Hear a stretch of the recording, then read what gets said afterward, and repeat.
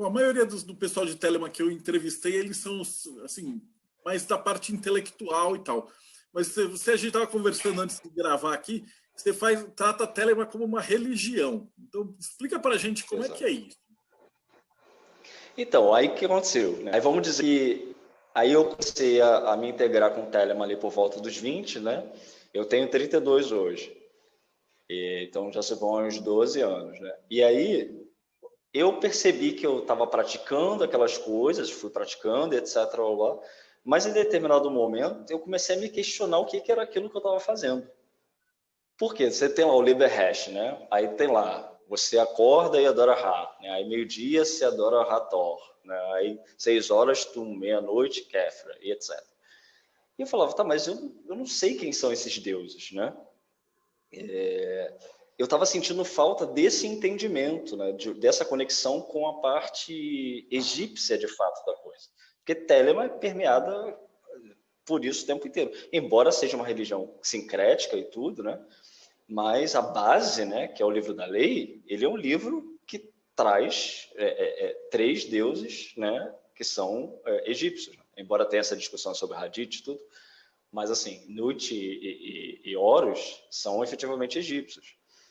Então, eu comecei a pesquisar mais sobre a questão egípcia, né? A partir de uma perspectiva egiptológica, evitando as coisas da egiptomania e tudo.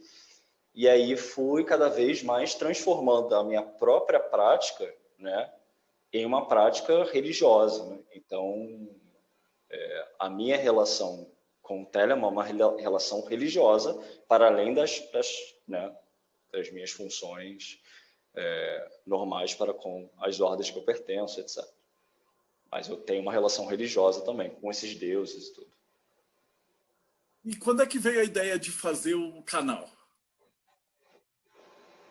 Então, o canal, ele surgiu em 2000 e... Surgiu há 5 anos atrás, né? Por exemplo, surgiu há 5 anos atrás, que foi quando eu fui morar fora do país, né? E aí eu voltei pro Brasil, e aí eu li os livros, né? Nessa altura do campeonato eu já li centenas de livros na minha casa, né? Mas o que acontecia? Eu lia os livros e não, né? Depois botava lá de volta na estante e era aquilo. Quando eu voltei para o Brasil, eu reativei minha conta no Facebook e eu comecei a escrever pequenas resenhas, era uma coisa assim, muito amadora, né? E aí, em resposta a essas pequenas resenhas que eu escrevi, as pessoas começaram a dizer, pô, por que você não cria um blog? Por que você não cria, né, estende mais as resenhas, etc., fala de forma mais aprofundada e tudo. Eu falei, né, acho que é uma boa de fazer isso. E aí a coisa começou assim, foi uma coisa assim muito espontânea, né? Tanto que as minhas primeiras resenhas, elas são muito mais amadoras, né, do que são as de hoje, né? É uma coisa assim que era feita mesmo porque eu achava que eu estava falando só para os meus amigos ali, para meia dúzia de pessoas, e aí eu não tinha noção, né, do alcance que aquilo tinha. E é isso, a coisa foi crescendo, né? Mas foi crescendo assim de uma maneira muito orgânica, eu acho. Assim, o Resenha Oculta ele foi se desenvolvendo por si, assim. Então, e aí as pessoas começaram a vir até mim falando, pô, você demora muito para fazer vídeo, você demora muito para fazer resenha e tudo. E aí eu percebi que eu estava de fato criando uma rede de relacionamento, né, com pessoas que estavam buscando a minha opinião ali sobre as questões de espiritualidade delas, etc. Eu falei, pô, eu tenho uma responsabilidade nisso, né? Existe um papel aí que pode ter uma importância para alguém que está buscando um conhecimento que de repente não tem acesso a um livro, né? Que de repente não leu a quantidade de livros que eu li, etc. Porque na época que eu comecei, né, a estudar o ocultismo, não existia internet, ao menos não da forma como a gente tem hoje, né? Então era eu comigo mesmo ali, né? Eu não conhecia quase ninguém que estudava, etc. Eu ficava lá trancadinho no meu quarto, né, lendo, escondido, né? E E acho que se eu tivesse uma pessoa que lidasse com esse universo, né, eu teria tido menos ilusões. Né? Mas, ok, não reclamo, né? Acho que tudo tem seu tempo, etc. Mas eu acho que hoje a gente tem essa vantagem, né, de poder ter essa interação, de poder trocar conhecimento, de trocar essa informação pelo bem comum desse conhecimento, né, que a gente compartilha, que é o ocultismo, o esoterismo, etc. Então, o foco o foco do Resenha Oculta é esse, assim, difundir conhecimento literário, né? Fazer divulgação literária, né? De modo a incentivar as pessoas a lerem mais, né? Eu tenho as minhas próprias opiniões sobre determinados assuntos, né?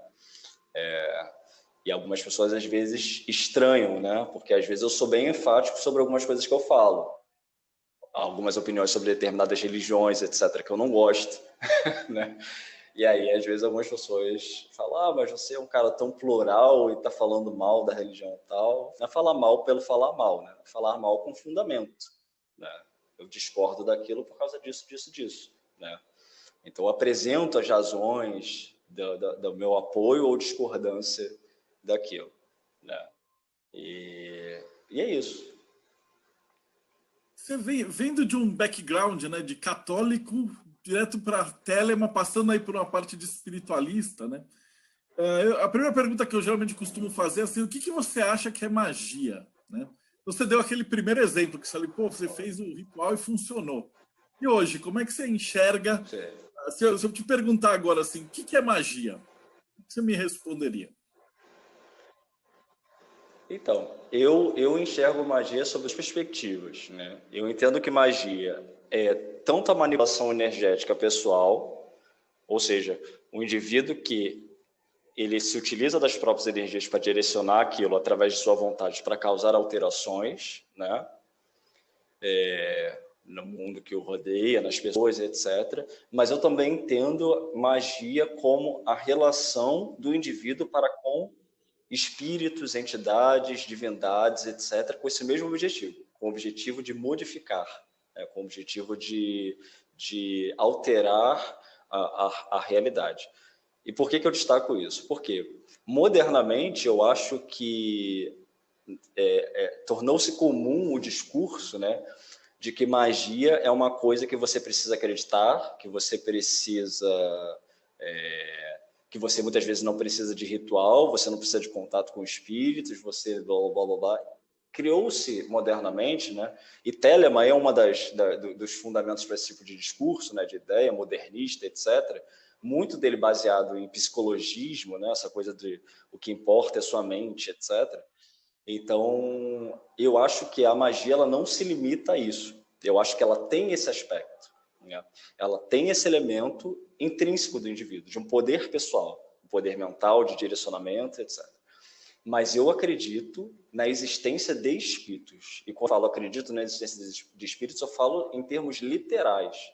Eu não acredito que espíritos, divindades, etc., sejam projeções da nossa mente, como algumas pessoas falam. Não. Eu trato esses seres como seres distintos, separados, etc., e que têm suas próprias vidas em outros planos existenciais, que têm as suas funções, etc., que, dentro de uma ritualística são chamados para ter esse contato com a gente. Mas eu acredito na individualidade deles. E eu acho que uma amostra disso, né, é o que a gente tem, e a gente tem essa sorte de morar num país onde a gente tem uma pluralidade muito religiosa muito grande, né? E acho que a gente consegue colocar isso à prova, né? Porque, por exemplo, quando a gente pega o conceito da magia, de que você tem que é sua mente que tem que atuar para poder causar modificações. Aí você vai num terreiro de macumba, por exemplo. Mesmo que você for um ateu, né? Se você fizer um acordo com uma entidade ali, a entidade vai falar o que ela quer em troca e vai cumprir ali teu objetivo, né? Pode ser que não funcione, ok, né? A gente pode garantir que tudo em termos mágicos funciona 100%, porque, né, nem a ciência exata é tão exata assim, né? Mas, assim, não tem esse elemento, né, de que você precisa acreditar para aquilo ali. Não, por quê? Aquilo ali é um outro ser que está atuando em função do teu pedido. Não é você mesmo, embora você esteja ali pedindo, né? mas é ele que está indo lá fazer o trabalho, e você vai dar o pagamento depois. Então você não precisa acreditar, né, no sentido de, você tem que botar a sua mente ali. Não. Né? Então eu acho que convencionou-se, especialmente no meio ocultista, esotérico, né, que bebe mais dessa fonte europeia, e bebe mais dessa fonte europeia moderna, pós-Golden Dawn, né, essa ideia de que é tudo mental. Né? Então, é tudo mental, então eu não preciso fazer ritual, eu não preciso fazer banimento, eu não preciso, né, acender incenso, eu não preciso fazer nada. Como se a mente, é como se quando os textos antigos falassem sobre essa questão mental, eles não falassem antes de um treinamento, de um desenvolvimento. Né? Então é mental, mas é mental a partir do ponto que você alcançou a maestria da tua própria mente.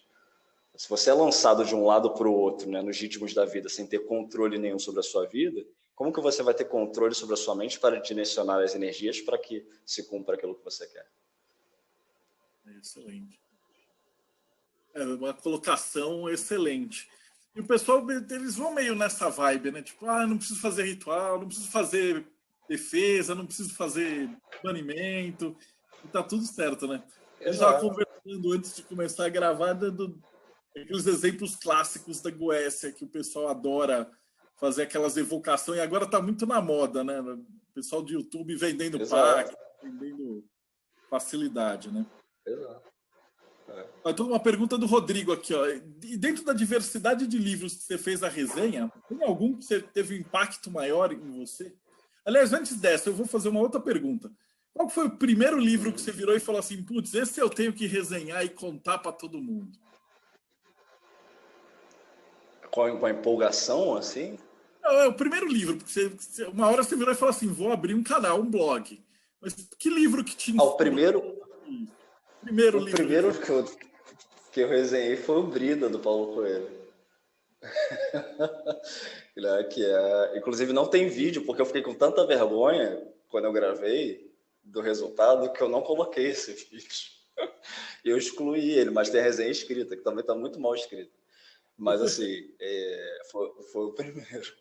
Porque o Paulo Coelho ele foi a grande referência, né, que eu tive durante muito tempo em termos literários, assim, porque eu considerava ele um cara que era o grande mago, assim, né?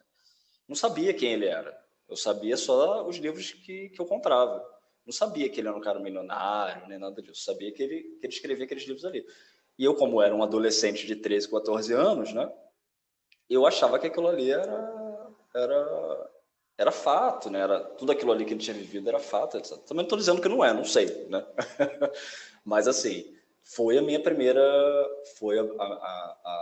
primeira inspiração para a resenha, embora isso tenha surgido, né, 10 anos depois, né, a resenha surgiu 10 anos depois, porque esse começo, né, foi lá quando eu tinha 14 anos, ou seja, o Resenha Oculta surgiu agora, mas o que eu quero dizer é o seguinte, eu fiz questão de que a primeira resenha fosse um dos primeiros livros que me deu gatilho para esse universo todo, que foi um livro dele, que foi esse livro Brida, né? Então, foi a partir desse livro que eu falei, porra, tá aí, né? Aí eu lembrei daquela coisa lá da minha infância, de eu fazendo lá a magia no louro, né? E soprando e me livrando do problema do bullying, né? E ele relatando aquelas coisas ali da vivência lá com a bruxa, etc. Tudo aquilo veio como um filme na minha cabeça, né? E aí eu falei, não, isso aqui tem que inaugurar isso, né?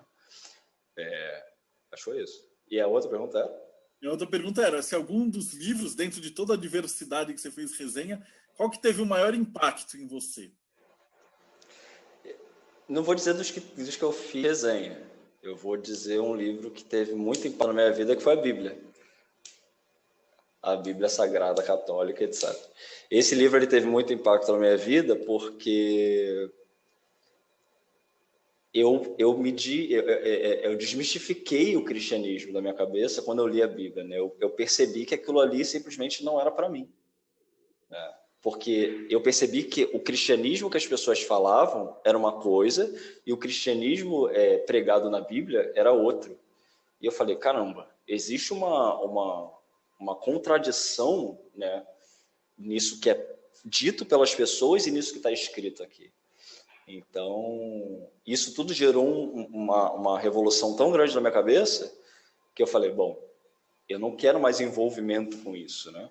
E aí foi quando eu me assumi praticamente como um anticristão, assim, anticristianista, vamos colocar assim, né? No sentido de ter muitas ressalvas em relação ao cristianismo, essa religião que eu particularmente não sou fã, não gosto. Eu tenho uma outra pergunta. A Rosana está falando, vale uma resenha da Bíblia, né? O problema é que tem muitos teólogos aí, muita gente capacitada que dedica a vida inteira a isso, né? Então eu seria muito. Mas a Minha resenha da Bíblia contribuição sempre dá seria muito pequena. spoiler. Fala assim, ele morre no final, mas aí depois ele ressuscita. Exato. Mas é um livro que eu recomendo que as pessoas leiam, porque muitas coisas que a gente vê em filme, né? Por exemplo, a parte lá de Moisés no Egito, etc. A gente vê aquele filme, O Príncipe do Egito, é lindo, né? Eu acho lindo aquele filme da Disney, né? Tem aquela musicalidade toda, aquela coisa toda. Você fala assim, pô, que lindo, né, cara? Aí você vai ler, aí você descobre que a Bíblia diz que o Moisés era circunciso de boca, de fala, né? Ou seja, sei lá se ele era gago ou se ele tinha algum, né, não tinha língua, alguma coisa assim. Que Deus, o Deus da Bíblia lá, ele fica brincando, mandando ele ir voltar para falar com o faraó, porque ele enrijece o coração de faraó, né? E uma série de coisas que não são apresentadas nesses filmes, né? Ou quando as pessoas contam, etc.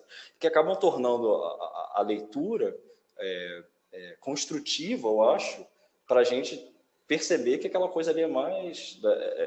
quando as pessoas falam de uma maneira muito maquiada, né?